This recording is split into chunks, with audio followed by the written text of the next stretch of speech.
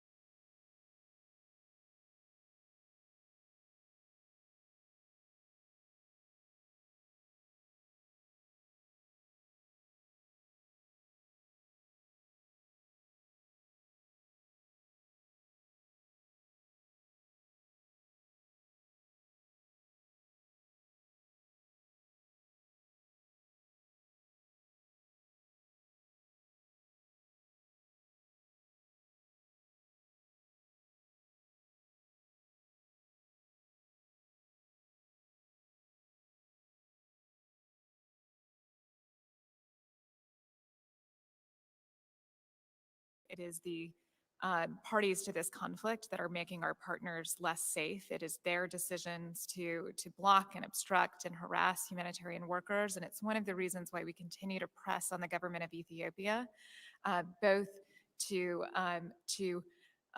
send the message to their troops about the importance of humanitarian access, but also to allow for the importation of communication equipment, allow us to bring in the right kind of staff and coordination structures to provide the kind of security that our partners need. Thank you. Thank you, Mr. Chair. Thank you, Senator Kane. I want to tell Ms. Charles that I express the sympathies of the committee to our USAID Administrator, Ambassador Powers, on behalf of all. I think following up on Senator Kane's questioning, the death of anyone is something that we are concerned greatly about. The death of an aid worker, an American aid worker, from my perspective, is a high crime. And at the end of the day, it will only make it more difficult for us to do what is necessary to try to help Ethiopia out of the path that it's in. In that regard, let me ask you, how should the fact that the government of Ethiopia is a party to the conflict change how the international community engages with it relative to both protection needs and the delivery of aid in Tigray?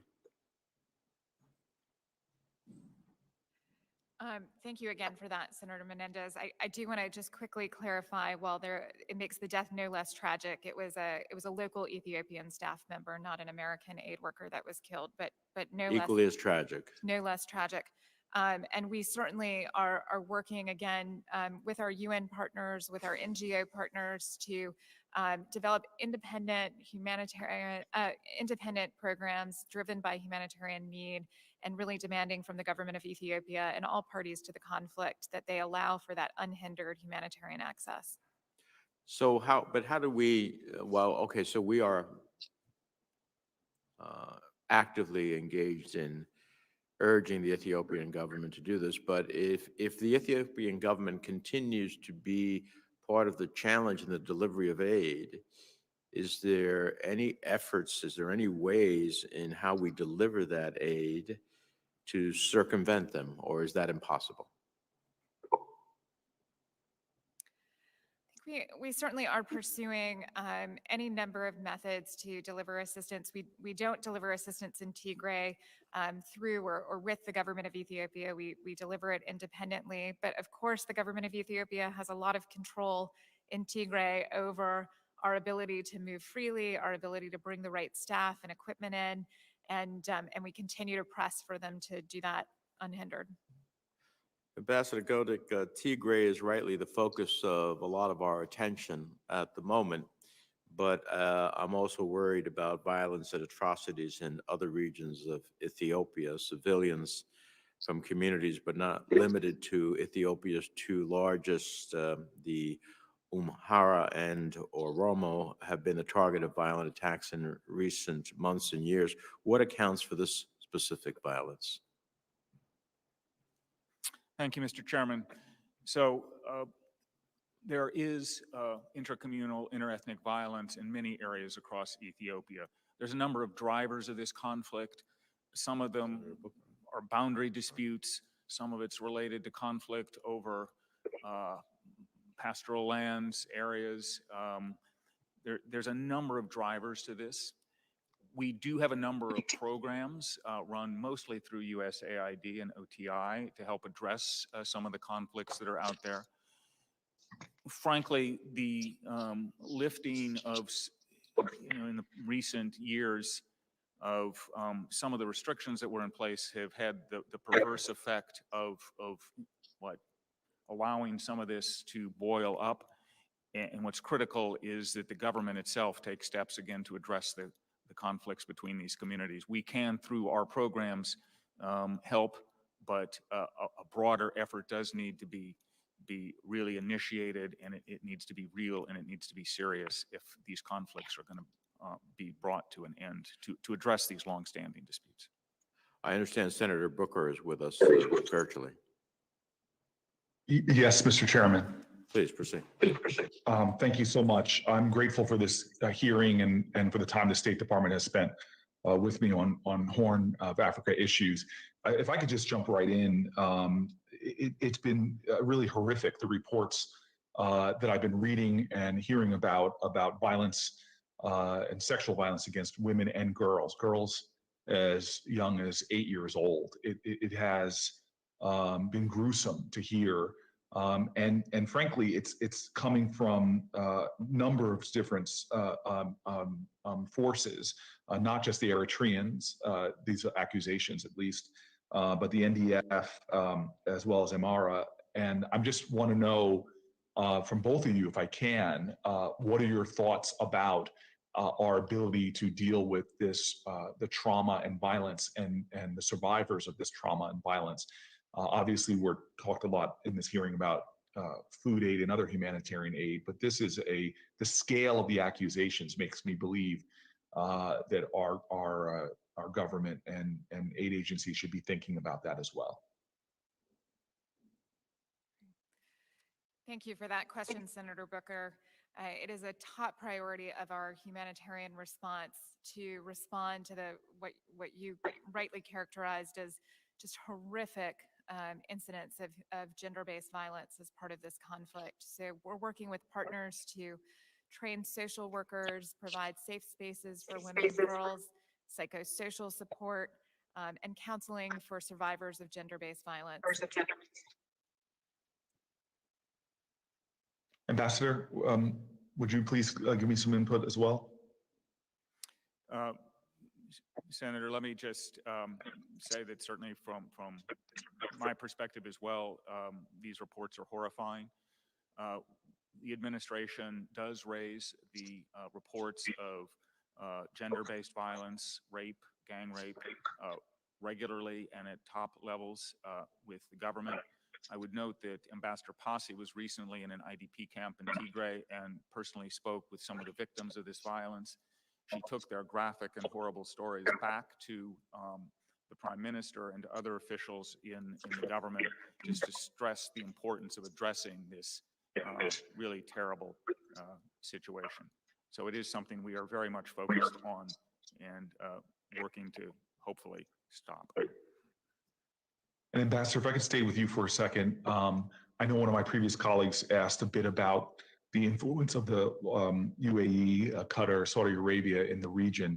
And I'm wondering if you could just take a couple steps with more detail for me about, in general, our efforts and theirs in conflict, or are they? Do you see them as a force that's of making a greater positive influence, or making the situation more difficult?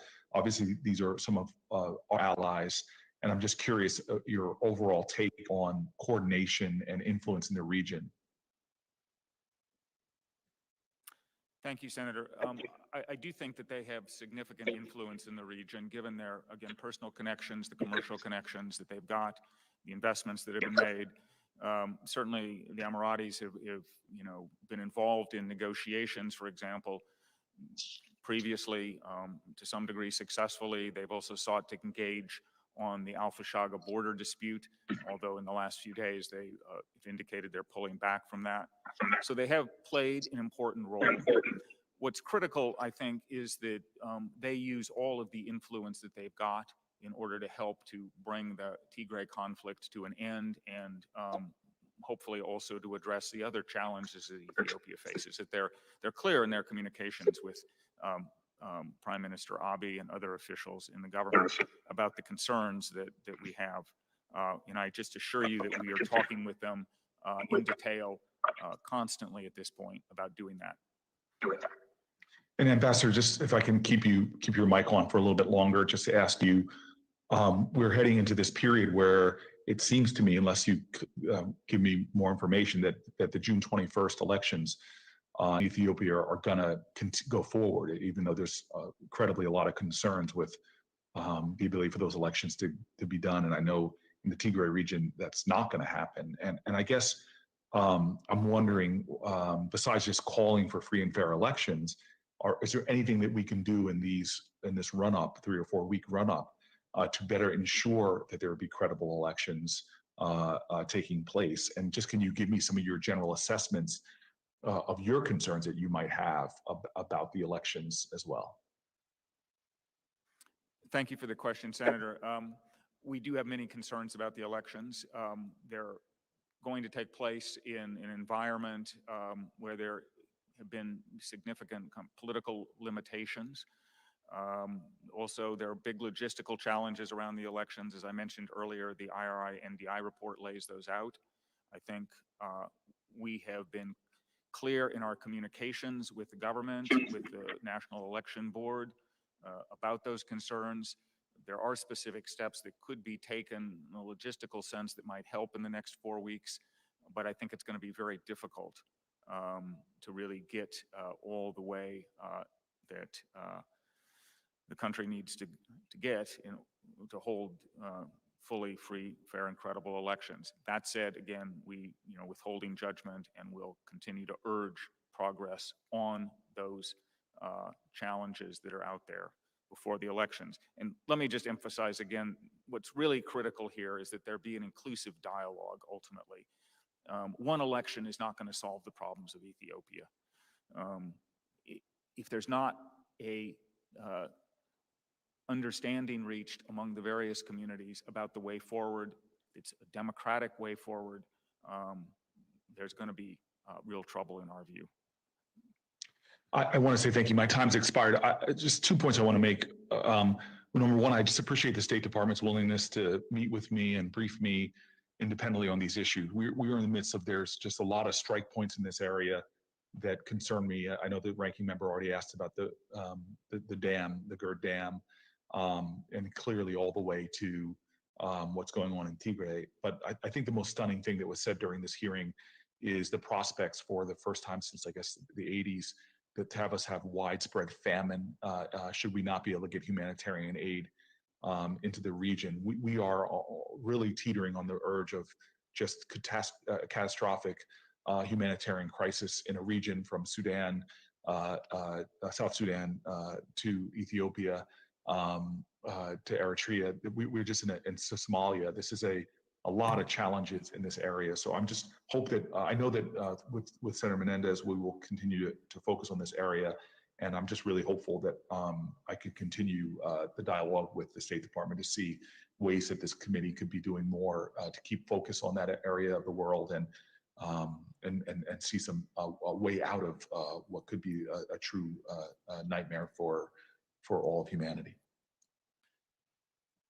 Senator, we certainly agree that Ethiopia is teetering on the brink at the moment, that alarm bells are going off, and that we need all hands on deck to address the challenges. On behalf of the State Department, I am certainly happy, I might know my colleagues are, to remain closely engaged with you personally, Senator, any member of this committee, either, again, individually or the committee as a whole. You have a critical role to play, and we look forward to working with you. Thank you, Ambassador. Thank you, Senator Menendez. Thank you, Senator Booker. My understanding is I have no colleagues on either side who are with us virtually. Is that correct? Since I'm not hearing anybody, I assume so. I just have then two final questions. Ambassador, do we have a regional strategy for the Horn of Africa that no longer hinges necessarily on a close partnership with the Ethiopian government, even as we continue to support the Ethiopian people? Senator, the Horn of Africa is clearly an increasingly significant region, and its stability and security is really critical, obviously, to the people who live there, but there are implications throughout the Red Sea region. There are implications even up to the Mediterranean and across the Indo-Pacific area. Ethiopia has long been kind of a linchpin, a central with its 110 million people, and it's been an important partner. It's at the heart of the region. Its stability is essential to peace and security, which is obviously one of the reasons why we're so focused on trying to address the challenges there. Now, the administration obviously has been hard at work trying to address the challenges in Ethiopia, but also looking at the entire region and how progress can be made, what the linkages are between the various conflicts, what the issues are across boundaries. We're still early in the administration, but I want to assure you that there is a robust conversation going on about how to bring all of this together in a way that makes sense. Well, I appreciate that. Here's our problem, and it's not only unique to the Horn of Africa. Very often we pursue our strategic and national interests vis-a-vis a country, and that country doesn't pan out to be what we aspire and expect it to be. And if we wait until it's no longer the country we hope it to be, then we're in a world of hurt.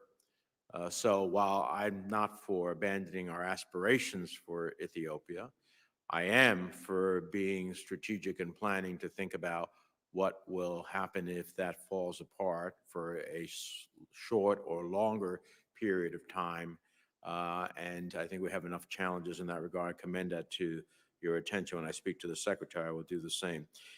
Now, Ethiopian contributions to UN and AU peacekeeping, they're important, but we need to ensure that those who are implicated in atrocities are not rotated into peacekeeping missions. How do we intend to address that issue? Thank you, Senator, for the question. We're in full agreement that it's very important that Ethiopian troops who are implicated in atrocities not be participating in peacekeeping operations. We are actively looking at that issue, and we're working to address it. It is a serious concern, and we're on it. Well, part of the process of being able to address it is to identify those who have been involved in such atrocities and to name them so that we don't have their atrocities extend beyond Ethiopia and other parts of the world. And I think that's critically important. And then finally, I will make a comment. It's not a question. I've spoken to the Egyptians on more than one occasion on this issue at their behest. I have a real sense that if the Gerd issue is not dealt with in a way that assures them of their concerns about the Nile flowing into what would be the heart of their water supply in Egypt, that they will do what is necessary. I don't like red lines, but they have suggested that they have red lines. And I take them at their word that they have red lines. Not that they are desirous of doing that. They also have very strong expression that they hope to have a resolution peacefully, but that they have their own red lines. I hope that we are engaging in that very robustly, because the last thing we need, in addition to everything that is going on in Ethiopia, in addition to the possibility of a famine, to the sexual violence that is taking place, is to then have a military conflict over the Gerd. So I just seriously hope we are fully engaged and understand where the parties are and how serious some of them are of purpose.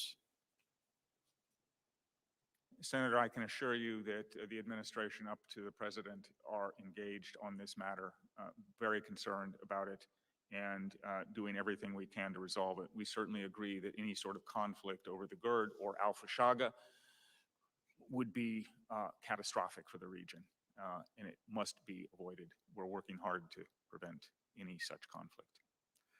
All right. Well, this hearing record will stay open to the close of business tomorrow. With the thanks of the committee for your testimony and your service, this hearing is adjourned.